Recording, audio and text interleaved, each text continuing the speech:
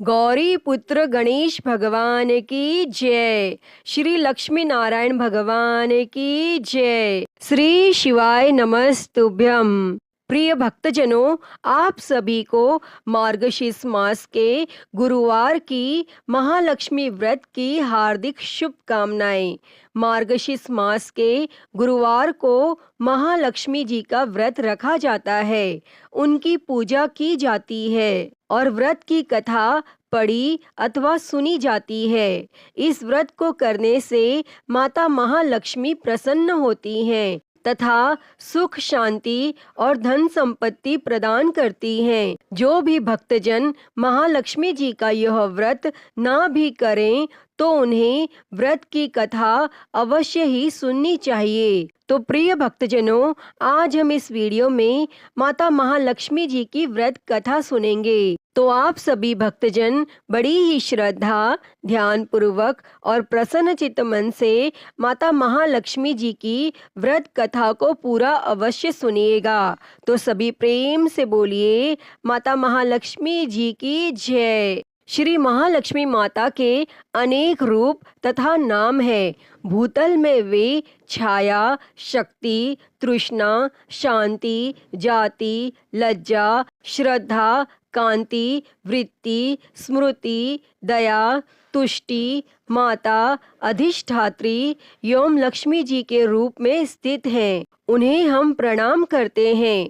कैलाश पर्वत पर पार्वती, क्षीर सागर में सिंधु कन्या, स्वर्ग लोक में महालक्ष्मी, भूलोक में लक्ष्मी, ब्रह्मलोक में सावित्री, ग्वालों में राधिका, वृंदावन में रासेश्वरी, चंदन वन में चंद्रा, चंपक वैन में गिरजा, पद्म वन में पद्मा, मल्टी वन में मालती, कुंदन वन में कुंददंती, केतकी वन में सुशीला, कदम्ब वन में कदम माला, राज प्रसाद में राजलक्ष्मी और घर घर में गृह लक्ष्मी, इन विभिन्न नामों से पहचानी जाती हैं। प्रिय भक्तजनों, इस तरह सर्वथा चारों और सर्वभूत में सुपरिचित माता श्री महालक्ष्मी जी की यह कथा है। अब हम उसका श्रवण करेंगे। भारतवर्ष के सौराष्ट्र देश में द्वापर युग की यह कहानी है। सौराष्ट्र में उस समय भद्रश्रवा नाम के राजा थे। वे बड़े पराक्रमी राजा थे। 4 वेद, 6 शास्त्र, 18 पुराणों का उन्हें ज्ञान था। उनकी रानी का नाम सुरत चंद्रिका था। रानी दिखने में सुंदर और सुलक्षणा थी तथा पतिव्रता थी। उन दोनों को 7 पुत्र तथा उसके बाद एक कन्या का वरदान मिला था। कन्या का नाम श्यामबाला था। एक बार महालक्ष्मी जी के मन में आया कि जाकर उस राजा के राजप्रसाद में रहे।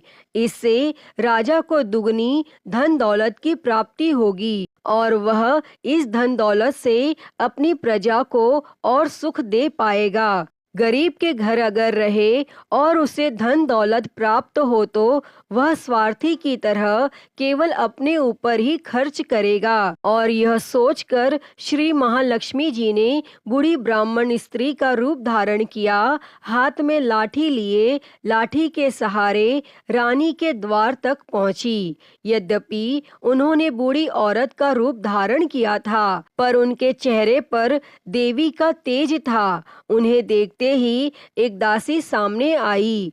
उसने इनका नाम, धाम, काम, धर्म पूछ डाला। वृद्ध ब्राह्मण का रूप धारित माता लक्ष्मी ने कहा, बालिके, मेरा नाम कमला है। मेरे पति का नाम भुवनेश है। हम द्वारिका में रहते हैं। तुम्हारी रानी पिछले जन्म में एक वैश्य की पत्नी थी और वह वैश्य गरीब था। दारिद्र्य के कारण हर रोज घर में झगड़े होते थे तथा उसका पति रोज उसे मारता था। इन बातों से तंग आकर वह घर छोड़कर चली गई तथा वन जंगल में खाली पेट भटकने लगी। उसकी इस दुर्दशा पर मुझे दया आई। तब मैंने उसे सुख संपत्ति देने वाली श्री महालक्ष्मी की कथा सुनाई और मेरे कहने पर उसने श्री महालक्ष्मी का व्रत किया। तब श्री महालक्ष्मी प्रसन्न हुई और उसकी गरीबी दूर हुई। उसका घर संसार दौलत संतति संपत्ति से भर गया। बाद में पति पत्नी दोनों परलोक सिधारे। लक्ष्मी व्रत के कारण वे लक्ष्मी लोक में रहे। उन्होंने जितने साल महालक्ष्मी का व्रत किया उतने हजारों साल उन्हें सुख भोग मिला। इस जन्म में उसका जन्म राजघराने में हुआ है, परंतु वह श्री महालक्ष्मी का व्रत करना भूल गई है। उसे यह याद दिलाने यहाँ आई हूँ। तब बुढ़िया की बातें सुनकर दासी ने उन्हें प्रणाम किया तथा श्री महालक्ष्मी का व्रत किस तरह किया जाए इस बारे में पूछा और बुढ़िया रूप धारण किए वे श्री महालक्ष्मी माता ने दासी को पूजा की विधि तथा महिमा बताई। इसके बाद वह दासी माता को प्रणाम कर रानी को बताने अंदर चली गई और राज वैभव में रहते हुए रानी को अपने ऐश्वर्य का बहुत घमंड हुआ था। संपत्ति तथा अधिकार की वजह से वह उन्मत्त हो गई थी। दासी द्वारा बताई गई बुढ़िया की बातें सुनकर वह आग बबूला होकर राजद्वार पर आकर बुढ़िया रूपी श्री महालक्ष्मी पर बरस पड़ी। उसे यह मालूम नहीं था कि श्री महालक्ष्मी माता बुढ़िया का रूप धारण किए द्वार तक आई हैं, परंतु रानी का इस कदर रूखा बर्ताव तथा अपना अनादर देखकर माता ने वहां ठहरना ठीक न समझा और वे वहां से चल पड़ी और राह में उन्हें राजकुमारी श्यामबाला मिली। उन्होंने श्यामबाला को सारी बात बताई। तब श्यामबाला ने अपनी ओर से श्री महालक्ष्मी माता से क्षमा मांगी और माता को उस पर दया आई। उन्होंने श्यामबाला को श्री महालक्ष्मी व्रत के बारे में बताया और उस दिन अघन माह का पहला गुरुवार था। श्यामबाला ने परम श्रद्धा से श्री महालक्ष्मी का व्रत रखा। फलस्वरूप राजा सिद्धेश्वर के सुपुत्र मालाधर से उसका विवाह हुआ। वह धन दौलत ऐश्वर्य वैभव से माला माल हो गई। पति के साथ ससुराल में आनंद से दिन बिताने लगी और इधर श्री महालक्ष्मी का रानी पर प्रकोप हुआ। फलस्वरूप राजा भद्रश्रवा का राज्य यमराज कारोबार नष्ट हो गया, यहाँ तक कि खाने के लाले पड़ गए। ऐसी हालत में एक दिन रानी ने राजा से निवेदन किया, हमारा दामाद इतना बड़ा राजा है, धनवान है, ऐश्वर्यशाली है, क्यों न उसके पास जाएं और अपना हाल उसे बताएं, वह जरूर हमारी मदद करेगा। तब इस बात पर राजा भद्रश्रवा दामाद के पास रवाना हुए।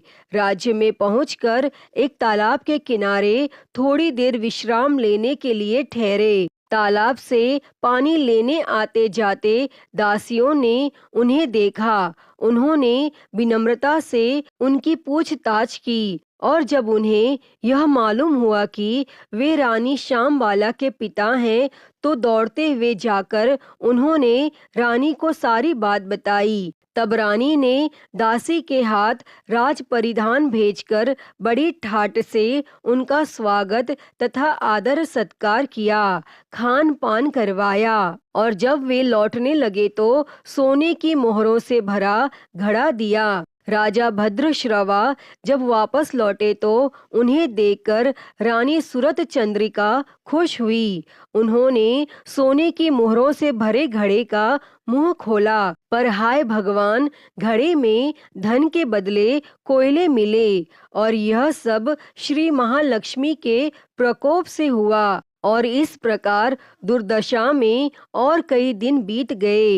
इस बार रानी स्वयं अपनी कन्या के पास गई और वह दिन अघन माह का अंतिम गुरुवार था। श्यामबाला ने श्री महालक्ष्मी का व्रत किया। पूजा की, अपनी माता से भी व्रत करवाया। इसके बाद रानी अपने घर आई। श्री महालक्ष्मी का व्रत रखने पर उसे फिर से अपना राजपाट, धन दौलत, ऐश्वर्य प्राप्त हुआ और वह फिर से सुख शांति आनंदमय जीवन बिताने लगी। और कुछ दिनों बाद राजकन्या श्यामबाला अपने पिता के घर आई। उसे अपने घर देखकर सूरत चंद्रिका को पुरानी बातें याद आई। यही कि श्यामबाला ने अपने पिता को घड़ा भर कोयला दिया था और उसे तो कुछ भी नहीं दिया था, और इसी कारण श्यामबाला को पिता के घर आने पर उसका कोई आदर आतिथ्य नहीं हुआ, बल्कि अनादर हुआ। पर उसने इस बात का बुरा नहीं माना। अपने घर लौटते समय उसने पिता के घर से थोड़ा नमक ले लिया और अपने घर लौटने पर उसके पति ने पूछा, अपने मायके से क्या लाई हो? इस पर उसने जवाब दिया, वहाँ का सार लाई हूँ। पति ने पूछा, इसका मतलब क्या हुआ? तब श्यामबाला ने कहा, थोड़ा धीरज रखें, सब मालूम हो जाएगा। और उस दिन श्यामबाला ने सारा भोजन नमक डाले बिना बनाया और परोसा। पति ने खाना चखा और सारा खाना नमक बिना था, इसलिए स्वाद नहीं आया। फिर श्यामबाला ने थाली में नमक डाला, इससे सारा भोजन स्वादिष्ट लगने लगा। तब श्यामबाला ने पति से कहा, यही है वह मायके से लाया हुआ सार। तब पति को उसकी बात सही लगी। फिर वह दोनों हंसी मजाक करते हुए भोजन करने लगे। प्रिय भक्तजनों, कहा गया है कि इस तरह जो कोई श्रद्धा भाव से श्री महालक्ष्मी की पूजा करें, उसे माता की कृपा प्राप्त होती है, सुख संपत्ति शांति प्राप्त होती है और सभी मनोकामनाएं पूरी होती हैं। परंतु यह सब प्राप्त होने पर माता की पूजा को भूलना नहीं चाहिए।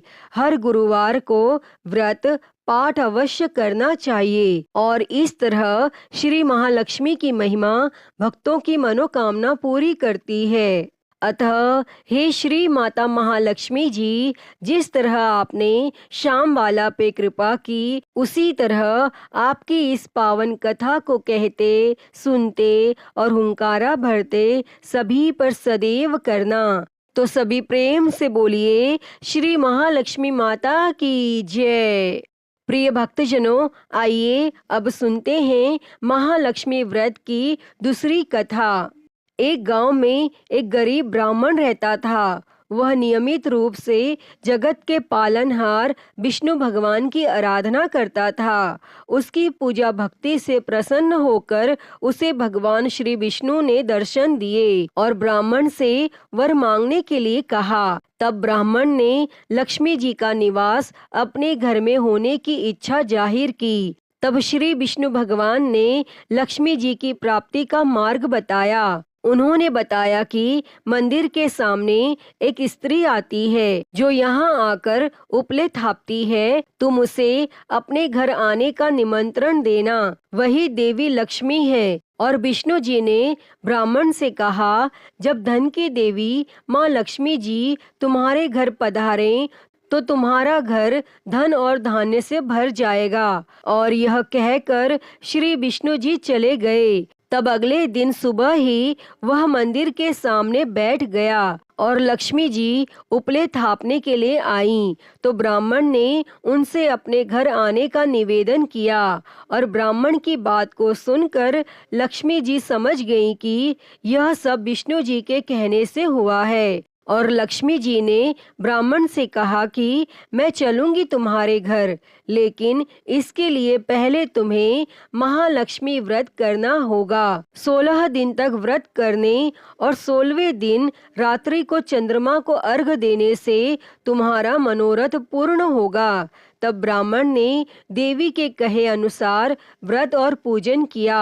इसके बाद माँ देवी लक्ष्मी ने अपना वचन पूर्ण किया और मान्यता है कि उसी दिन से इस व्रत की परंपरा भी शुरू हुई थी। तो सभी प्रेम से बोलिए श्री महालक्ष्मी माता की जय। प्रिय भक्तजनों, तो मैं उम्मीद करती हूँ कि आपको आज की यह कथा पसंद आई होगी और अगर वीडियो अच्छी लगी हो तो इसे लाइक करें, ज़्यादा से ज़्यादा शेयर करें और कमेंट बॉक्स में माता महालक्ष्मी जी की जय लिखना ना भूलें और हरिहर भक्ति चैनल को सब्सक्राइब कर नोटिफिकेशन बेल को ज़रूर ऑन कर लें। हर हर महादेव। धन्यवाद।